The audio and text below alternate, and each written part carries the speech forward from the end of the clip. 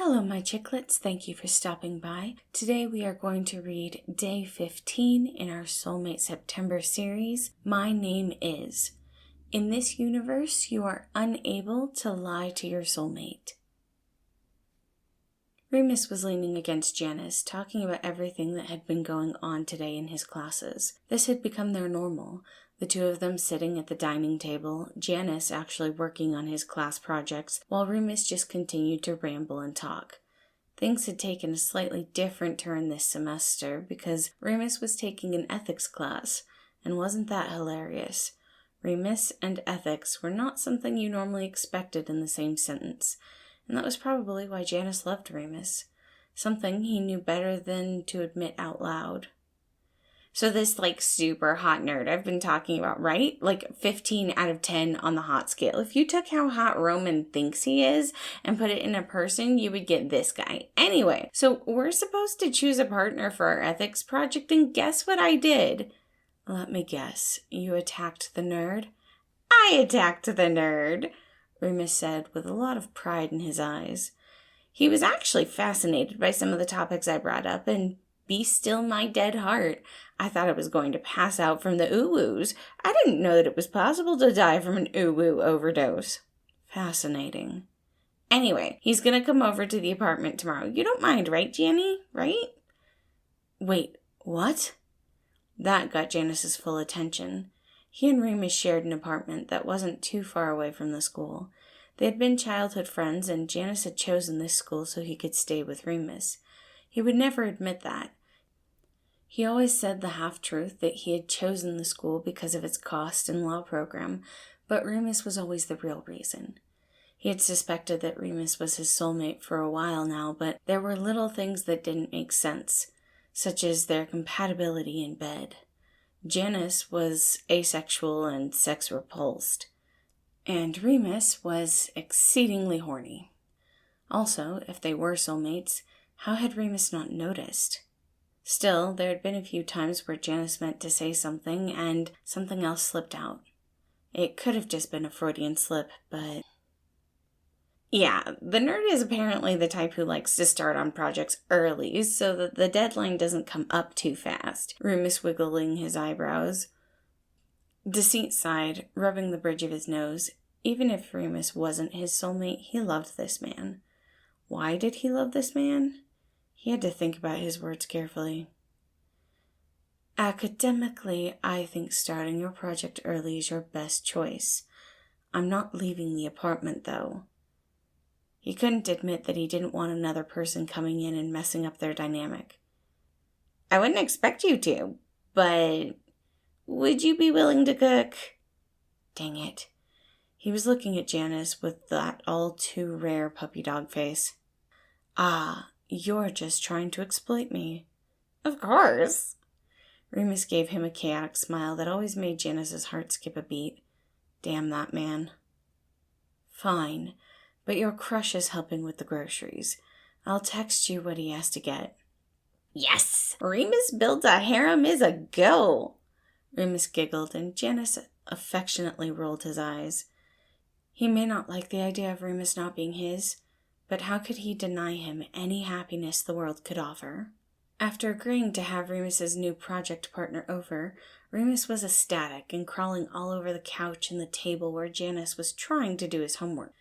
He was obviously trying to keep Janus's attention, so Janus gave up on trying to do his homework, and instead they ended up playing Strip Mario Kart, Remus's favorite game, and one of the many reasons that Janus wore extra layers. Their night ended, like it did most nights, with Remus near passing out on the couch and Janus walking him back towards his bedroom. How much would change if Remus decided to date this other person? Even if he and Remus were soulmates, that didn't mean they had to be together. Janus had always been a proponent for destroying the status quo, and there had been a movement recently to not discriminate against people who didn't want to be with their soulmates. The thoughts plagued Janus's mind. He got no peace in his sleep, or in the morning when he woke up early to finish his work. It was Remus's choice, but maybe Janus could have said something before Remus went off chasing someone he was so enamored with. Even with his thoughts in turmoil, he still managed to get all of his work done and planned dinner for the three of them, texting Remus what he expected their guest to bring over. Remus had, predictably, forgotten to send the list to his nerd, so he had run out to get the extra ingredients while Janus prepared what he could, waiting for their guest. There was a knock on the door at the exact time he was supposed to show up, and Janus was honestly surprised. But he opened the door and looked the man over.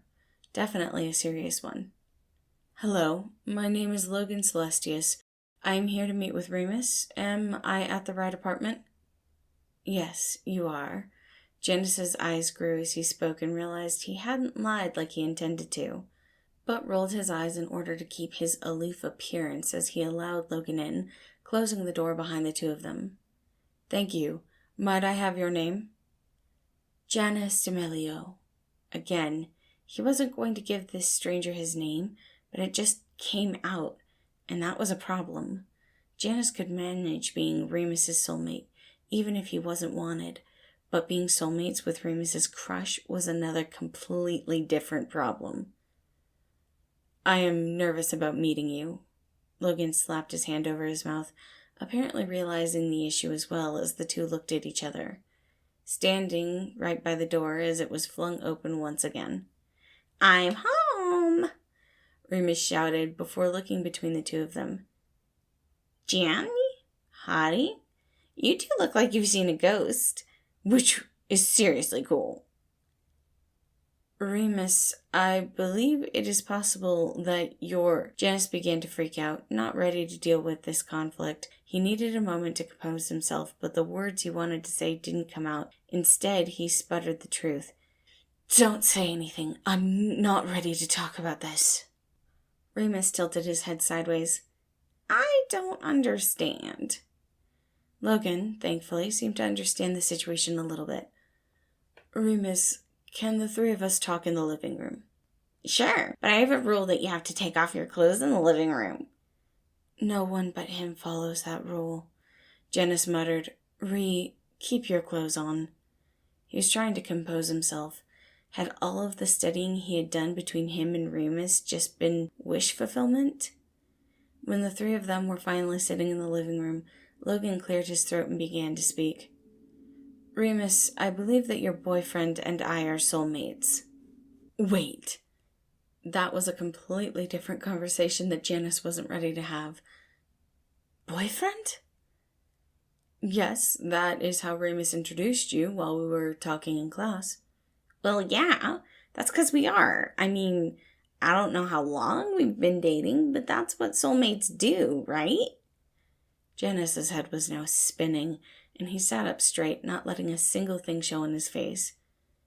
"If you two are soulmates," Logan looked between the two of them.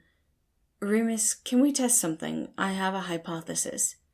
"Does it involve probes?" "Not this time." Remus grinned maniacally.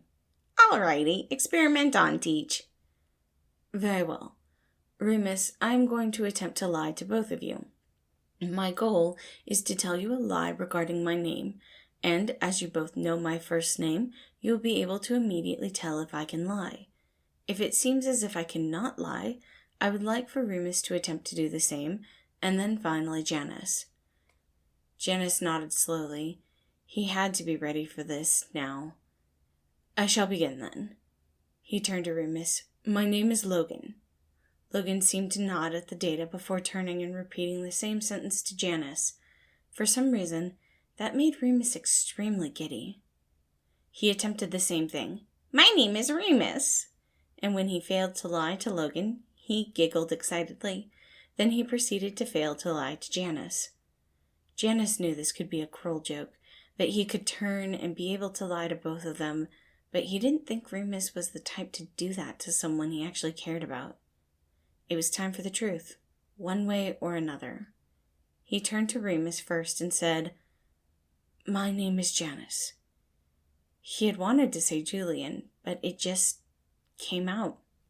That confirmed that he was soulmates with Remus. But what did this mean for their relationship?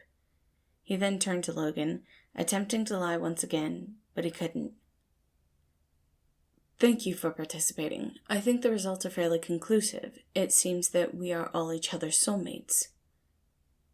So, what now? Janus asked. And Remus, what is this about us dating? I mean, we live together, flirt constantly, and go on dates. Is that not what dating is?